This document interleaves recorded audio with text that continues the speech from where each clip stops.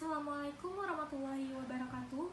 Saya akan menjawab soal UTS dari mata kuliah Hukum Ketenagakerjaan. Menurut saya sendiri, pengaturan hukum ketenagakerjaan di Indonesia itu sangatlah penting karena dapat melindungi tenaga kerja yang ada di Indonesia, misalkan seperti menjamin hak-hak dasar pekerja atau buruh, kemudian memberikan kesempatan yang sama tanpa adanya diskriminasi, kemudian mewujudkan kesejahteraan pekerja atau buruh dan keluarganya dengan tetap memperhatikan perkembangan kemajuan dunia usaha. Tujuan pembentukan Undang-Undang Ketenagakerjaan Nomor 13 Tahun 2003 yaitu yang pertama adalah memberdayakan dan mendayagunakan tenaga kerja secara optimal, kemudian mewujudkan pemerataan kesempatan kerja dan penyediaan tenaga kerja yang sesuai dengan kebutuhan pembangunan nasional dan daerah.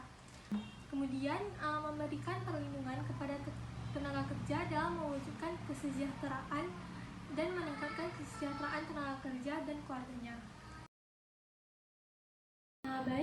Pihak dalam ketenagakerjaan yang pertama ada pekerja atau buruh. Berdasarkan Undang-Undang Nomor 13 Tahun 2003, tenaga kerja adalah setiap orang yang mampu melakukan pekerjaan guna menghasilkan barang atau jasa, baik untuk dirinya sendiri maupun untuk masyarakat.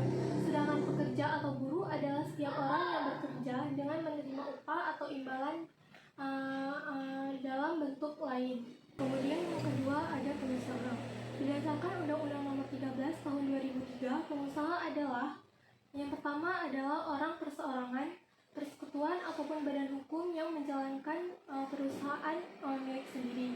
Kemudian yang kedua, orang perseorangan, persekutuan atau badan hukum yang secara berdiri sendiri menjalankan perusahaan bukan miliknya. Kemudian yang ketiga, orang perseorangan, persekutuan atau badan hukum yang berada di Indonesia mewakili perusahaan sebagaimana disebutkan sebelumnya yang berkedudukan di luar wilayah Indonesia. Kemudian yang ketiga adalah organisasi pekerja. Di dalam Undang-Undang Nomor 13 Tahun 2003, organisasi pekerja dibentuk untuk pekerja atau buruh baik di perusahaan maupun di luar perusahaan yang bersifat bebas, terbuka, mandiri, demokratif, dan bertanggung jawab guna memperjuangkan, membela, serta melindungi hak dan kepentingan pekerja atau buruh, serta meningkatkan kesejahteraan kerja atau buruh dengan keluarganya. Kemudian yang keempat adalah organisasi pengusaha. Organisasi pengusaha dibentuk berdasarkan Undang-Undang Nomor 49 Tahun 1973, di mana terdapat sebuah wadah perkumpulan organisasi pengusaha yang disebut dengan Kadin ataupun Kamar Dagang Industri.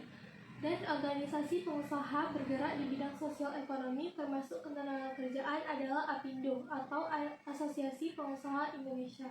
Kemudian yang terakhir adalah pemerintahan. Berdasarkan Undang-Undang Nomor 13 Tahun 2003, pemerintahan memiliki peran di dalam menetapkan kebijaksanaan dan penyusunan perencanaan tenaga kerja serta pemberian informasi ketenagakerjaan. Perencanaan tenaga kerja disusun atas dasar informasi ketenagakerjaan yang meliputi yang pertama penduduk dan tenaga kerja. Kemudian yang kedua adalah kesempatan kerja.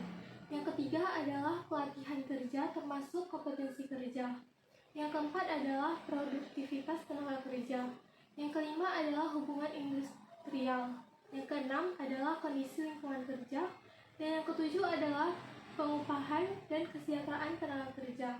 Dan yang terakhir adalah jaminan sosial tenaga kerja.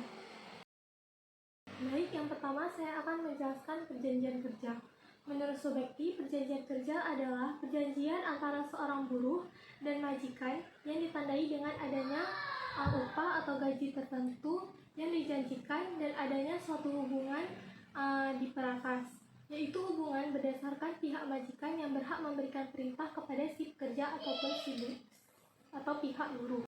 Kemudian adalah perjanjian kerja bersama. Perjanjian kerja bersama yaitu perjanjian kerja dari hasil perundingan antara serikat pekerja dengan serikat pekerja lainnya yang tercatat pada instansi yang berkepentingan di bidang ketenagakerjaan atau departemen ketenagakerjaan dengan pengusaha atau perkumpulan pengusaha yang membuat persyaratan kerja, hak, dan kewajiban kedua belah pihak. Kemudian Kemudian adalah peraturan perusahaan. Peraturan perusahaan merupakan peraturan secara tertulis dibuat oleh perusahaan, di mana di dalamnya memuat berbagai persyaratan kerja dan tata tertib perusahaan dengan mempertimbangkan kondisi wakil pekerja di perusahaan yang bersangkutan.